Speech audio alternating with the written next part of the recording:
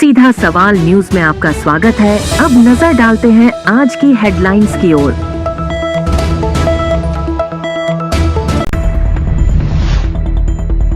कृषि महाविद्यालय आरोपों के घेरे में, विद्यार्थियों का परीक्षा में बैठने से इनकार। चारागाह भूमि पर हो रहे अवैध खनन पर फूटा ग्रामीणों का गुस्सा, जेसीबी और चालक को किया पुलिस के हवाले। खंड स्तरीय बैंकर्स समिति बैठक में पीएम जीवन ज्योति बीमा का चेक सौंपा। हितकारी सेवा संस्थान का जन कल्याण शिविर संपन्न। 60 यूनिट रक्त संग्रह ने शुल्क मोतियाबिंद परीक्षण से अनेक लाभान्वित। अतिक्रमण के विरुद्ध कार्रवाई, ग्रामीण सेवा शिविर में मिली थी शिकायत। अब खबर विस्तार से। बस्सी कृषि महाविद्यालय में एक भी उपस्थिति नहीं होने पर भी उनकी परीक्षा ली जा रही है, जबकि प्रधानाचार्य एवं सभी अध्यापकों द्वारा नोटिस दिया गया था कि 75% उपस्थिति होना अनिवार्य है तथा यह भी कहा गया था कि उपस्थिति नहीं होने पर परीक्षा में नहीं बिठाया जाएगा।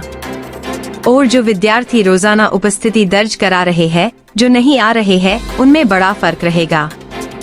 इस तरह से हो महाविद्यालय की कक्षाएं ही क्यों चलाई जा रही है?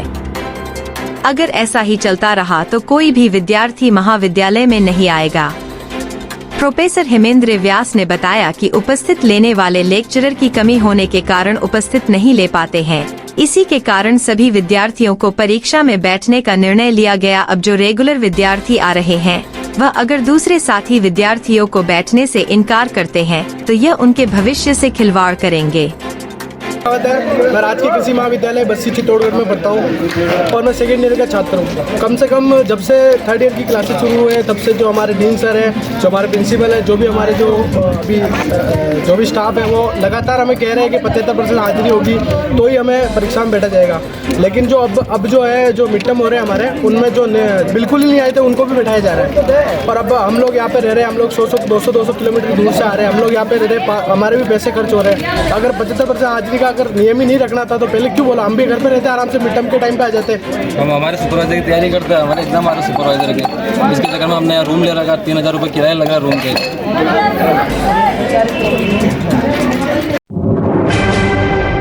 बेगों उपखंड क्षेत्र में ठुकराई ग्राम पंचायत के श्रीनगर गांव की चारागाह भूमि पर हो रहे अवैध खनन पर गुरुवार रात ग्रामीणों का गुस्सा फूट पड़ा।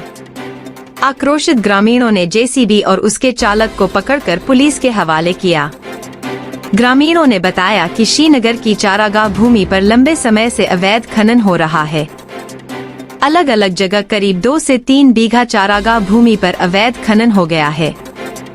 ग्रामीणों द्वारा पहले भी कई बार चेतावनी दी गई, इसके बावजूद धड़ल्ले से अवैध खनन किया जा रहा था। गुरुवार रात ग्रामीणों का गुस्सा फूटा तो जेसीबी और उसके चालक को पकड़कर गांव ले आए। मामले की जानकारी खनन विभाग और बेगों पुलिस थाने पर भी दी गई। सूचना पर पहुंची बेगों थाना पुलिस ने जेसीबी और उसके चालक को बेगों पुलिस थाने पर ले आई। इधर रात 11 बजे तक बड़ी संख्या में ग्रामीणों ने बेगों पुलिस थाने पर लिखित शिकायत देकर कार्यवाही की मांग की। वहीं ग्रामीणों के विरोध के बाद खनिज विभाग के अधिकारियों ने भी मौके पर पहुंचकर निरीक्षण किया है। छोटी सादड़ी में बैंक ऑफ बड़ौदा एवं भारतीय रिजर्व बैंक के डीए फंड के तत्वाधान में आयोजित खंड स्तरीय बैंकर्स समिति बैठक में राजू खेड़ा निवासी चिनराम को प्रधानमंत्री जीवन ज्योति बीमा योजना के तहत 2 लाख रुपए का चेक प्रदान किया गया। चिनराम की पत्नी भगवती बाई की सामान्य मृत्यु हो गई थी, जिसके बाद योजना के दावे का निस्तारण कर लाभार्थी को भुगतान स्वीकृत किया गया। कार्यक्रम के दौरान जिला अग्रणी bank LDM bank of Baroda के LDM Sudesh Bhoria, LDM Mastram Meena, bank of Baroda शाखा प्रबंधक अमनदीप, बीओबी बीसी भूपेंद्र कुमावत तथा वित्तीय साक्षरता केंद्र की प्रबंधक प्रियंका चौहान उपस्थित रहे। बैठक में विभिन्न बैंक योजनाओं की प्रगति, वित्तीय साक्षरता और लाभार्थियों तक समय पर योजनाओं का लाभ पहुंचाने पर भी विस्तृत चर्चा की गई। सेवा परमार्थ और मानवता की भावना को समर्पित हितकारी सेवा संस्थान चित्तौड़गढ़ एवं HDFC बैंक निम्बाहेड़ा के संयुक्त तत्वावधान में महात्मा गांधी विद्यालय अरनिया जोशी में आयोजित रक्तदान शिविर एवं निःशुल्क मोतियाबिंद नेत्र परीक्षण शिविर सफलतापूर्वक संपन्न हुआ। शिविर में उत्साहपूर्ण सहभागिता के साथ कुल 60 यूनिट रक्त संग्रह किया गया। शिविर में बड़ी संख्या में युवा, महिलाएं एवं वरिष्ठ नागरिक पहुंचे। कई इच्छुक लोग हीमोग्लोबिन की कमी, उच्च रक्तचाप, शुगर, कम वजन आदि स्वास्थ्य कारणों से रक्तदान नहीं कर पाए, परंतु उन्होंने अगली बार स्वस्थ होकर रक्तदान करने का संकल्प लिया।